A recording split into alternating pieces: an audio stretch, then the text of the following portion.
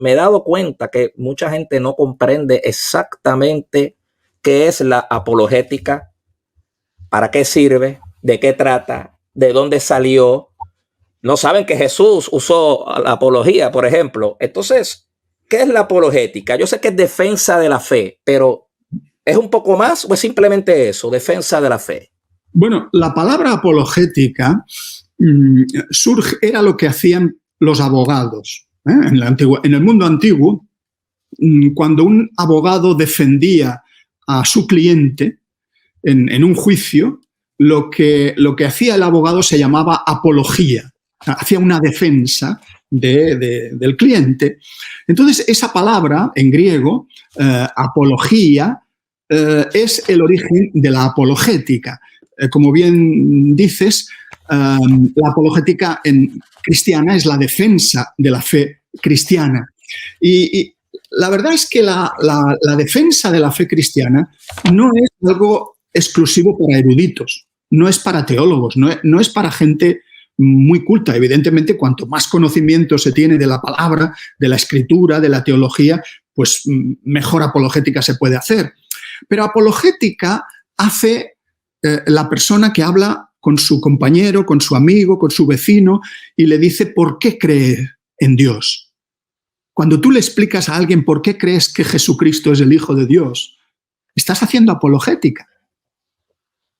Apologética es todo lo que hacemos los cristianos para defender o para dar razón de nuestra fe, de la esperanza que hay en nosotros, de la salvación, del reino de Dios, de que hay un mundo después de este mundo, de que no estamos destinados a la nada. Estamos destinados a la gloria, a la eternidad, en presencia de Dios. Si es que le obedecemos, si es que aceptamos a Jesucristo, ¿verdad? Apologética la puede hacer todo el mundo, pero evidentemente hay dos clases de apologética. Una apologética que yo diría externa o exterior y una apologética interna, interior. La apologética externa es aquella que hacemos, aquella defensa de la fe que hacemos frente al que no tiene fe, frente al escéptico, al incrédulo. En la época, en el Nuevo Testamento, cuando predicaba Pedro o cuando predicaba Pablo, defendían la fe cristiana frente a un mundo pagano, un mundo que creía en muchos dioses o que eran de otras religiones diferentes, que ni siquiera eran del judaísmo. Eso se llama apologética externa, porque es la apologética que se hace defendiendo contra otras personas que no tienen esa fe nuestra. Y la apologética interna, ¿qué sería? Bueno, es la apologética que se hace entre los propios creyentes, dentro del mundo cristiano, porque a veces dentro de la cristiandad surgen herejías, surgen deformaciones de las doctrinas bíblicas.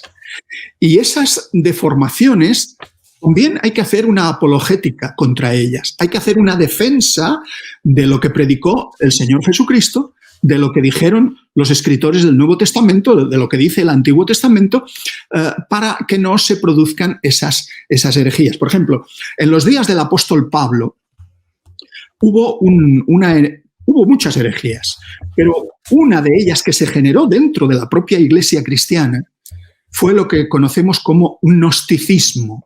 El gnosticismo, gnosis significa conocimiento. Entonces era un grupo de cristianos que habían tomado doctrinas muy espiritualistas, que en el fondo venían a decir que el espíritu era muy bueno, el alma de las personas era algo, lo espiritual era lo que Dios quería, lo que Dios aceptaba, pero el cuerpo, la materia, era mala. Y por lo tanto, lo que se hiciera con el cuerpo a Dios no le importaba.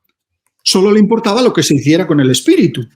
De manera que los creyentes podían tener un tipo de vida licenciosa, podían tener relaciones sexuales fuera del matrimonio, podían tener todo lo que se hiciera con el cuerpo, como el cuerpo se iba a corromper, se iba a pudrir, se iba a quedar en la tumba, pues eso a Dios no le importaba. Pero si tu mente, si tú estabas en relación con Dios, si tu espíritu era puro, era sano, pues entonces a Dios era eso lo que le importaba. Claro, esto y otras muchas cosas que decía el gnosticismo se introdujo en la iglesia cristiana primitiva y el apóstol Pablo tuvo que atajarlo y tuvo que hacer una apologética interna y decir, hablar de los falsos maestros.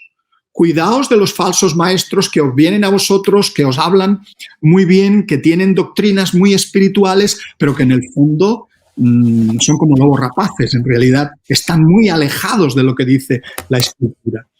Bueno, los primeros cristianos tuvieron que luchar, por ejemplo, cuando estaban en Roma y predicaban su cristianismo y vivían su cristianismo, los romanos, el emperador decía, es que yo soy divino y vosotros, los cristianos, como ciudadanos de Roma, también tenéis que adorarme a mí, adorar al emperador.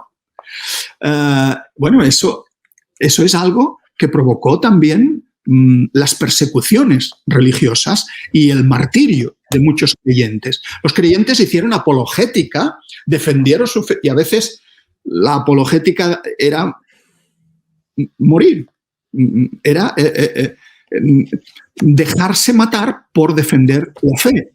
Es decir, claro, cada época de la historia ha tenido su apologética, porque las acusaciones contra el cristianismo han ido variando, han ido cambiando a lo largo de las eras. Por eso, el segundo capítulo de mi libro, Introducción a la Apologética Cristiana, habla de los distintos periodos, el periodo apostólico, el periodo patrístico en los siglos del siglo II al siglo V, el periodo escolástico del siglo VI ya hasta el XIII, el periodo reformado, cuando aparecen los reformadores protestantes, y porque en cada momento histórico se formulan unas cuestiones que los creyentes tenemos que responder y para defender nuestra fe.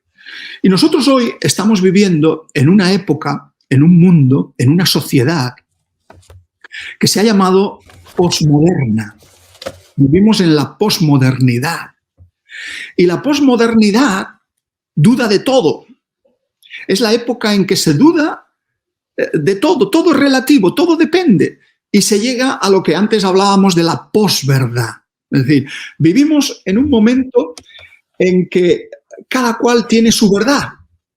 Y la verdad no es algo absoluto, algo estable, algo que se puede comprobar, que se puede demostrar. No, cada cual tiene su verdad. La verdad se ha vuelto relativa. Entonces, la verdad es lo que a mí me hace sentir bien. No es algo estándar que te dice como un juez lo que es cierto y lo que es falso, no. La verdad es que si a mí me conviene esa verdad y me siento a gusto con ella, pues esa es mi verdad. Tú puedes tomar otra, cada uno que tenga su verdad. Pero claro, en este contexto, casi la posverdad se convierte en la mentira, porque cada uno vive su mentira.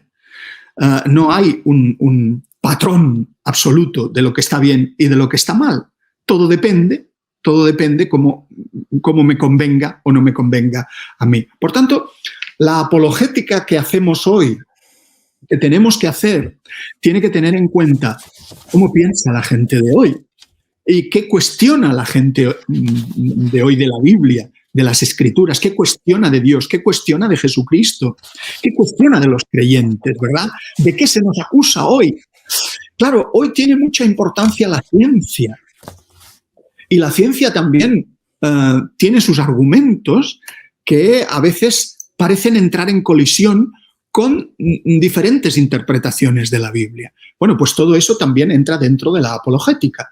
También tenemos que tener una respuesta para todas aquellas cuestiones que se nos hagan. De manera que este libro, este texto, de alguna manera es un libro de texto para todos aquellos que quieran profundizar en su fe y en cómo presentar su fe al mundo de hoy, a la gente de hoy, con qué respuestas, con qué argumentos vamos a presentarnos. El vídeo que acabas de ver es un fragmento de otro más largo. Si quieres verlo completo, haz clic aquí.